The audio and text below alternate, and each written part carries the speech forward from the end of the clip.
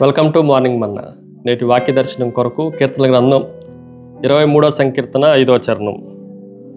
నా శత్రువుల ఎదుట నీవు నాకు భోజనము సిద్ధపరచుదువు, నూనెతో నా తల అంటి ఉన్నావు, నా గిన్నె నిండి పొర్లుచున్నది. మరొకసారి దావీదు యొక్క గొప్ప వాగ్దానం, మనందరికీ సంక్రమించిన వాగ్దానం. ఈ వాగ్దానాల నుండి చాలా విషయాలు మనం నేర్చుకోవచ్చు. జీవితము అనేకమైన యుద్ధములతో కూడుకున్నది, అనేకమైన శత్రువుల సమూహంతో కూడుకున్నది. కానీ దేవుని వాగ్దానం, శత్రువుల సమక్షంలో దేవుడు మనకి భోజనాన్ని సిద్ధం చేస్తున్నానన్న ఆశీర్వాదము మనల్ని లేపి నిలవబడుతుంది. ఈ వాగ్దానాన్ని స్వతంత్రించుకోవటానికి 4 ప్రాముఖ్యమైన సత్యాలను ఈ ఉదయకాల సమయంలో మనం గ్రహించాలి. మొదటి విషయాన్ని మీకు జ్ఞాపకం చేస్తాను. బ్యాంక్వెట్ ప్రిపేర్డ్, రాజవిందు సిద్ధపరచబడింది. ఈ విషయాన్ని మనం జాగ్రత్తగా ఆలోచన చేయాలి. తెలుగులో నాకు భోజనము సిద్ధపరిచినన్న మాట రాయబడింది, కానీ ఇంగ్లీష్లో you prepared A table before me. ఒక పెద్ద టేబుల్ నాకు సిద్ధం చేశావు. ఉదాహరణకి ప్రెసిడెన్షియల్ బ్యాంక్వెట్ అని ఒకటి ఉంటుంది.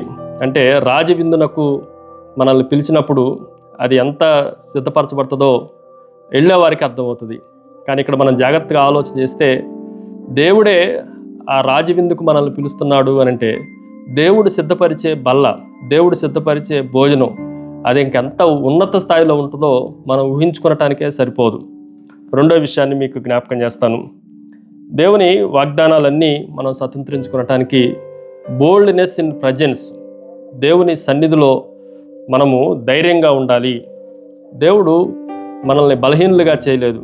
శత్రువుల ఎదుట నేను నీకు భోజనమును సిద్ధపరచుదును అన్న మాటను మనం జాగ్రత్తగా ఆలోచన చేస్తే, ఈ టేబుల్ దేవుడు రహస్యంగా ఏర్పాటు చేయాల, రహస్యంగా భోజనాన్ని మనకు సిద్ధపరచలా. దేవుడు అందరి ముందు, శత్రువులందరి ఎదుట దేవుడు మనకి ధైర్యంగా ఉండటానికి ఆ టేబుల్ మీద మనల్ని కూర్చోబెడుతున్నాడు అన్న సత్యాన్ని మనం గ్రహించాలి.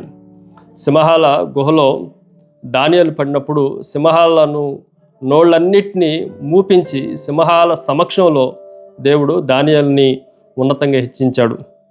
ఒక భయంకరమైన తుఫాన్లో ఒక చిన్న కోకిల పిల్ల పాడుతూ ఉందంట.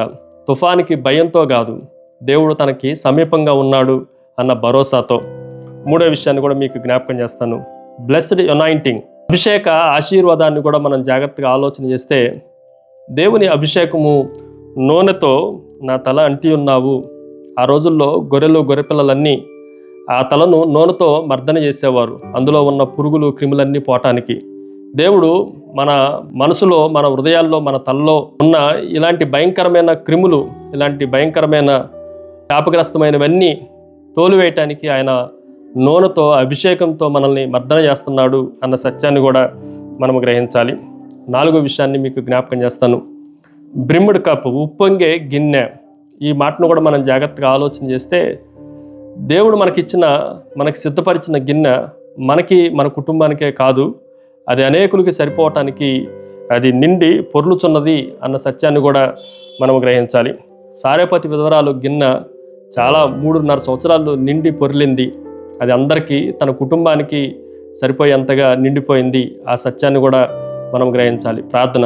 సకల ఆశీర్వాదములకు కారణపుత్రుడు తండ్రి, మరొకసారి శత్రువుల ఎదుట మమ్మల్ని గౌరవపరిచే దేవుడు అని, తండ్రి నీ నూనెతో మమ్మల్ని అభిషేకించే దేవుడు అని, మా గిన్నె నిండి పొరలటానికి ప్రవాహం వలె మమ్మల్ని ఆశీర్వదించే దేవుడు అని నిన్ను స్తుతిస్తూ ఆరాధిస్తూ యేసు నామమున అడిగి వేడుకొంచున్నాం తండ్రి.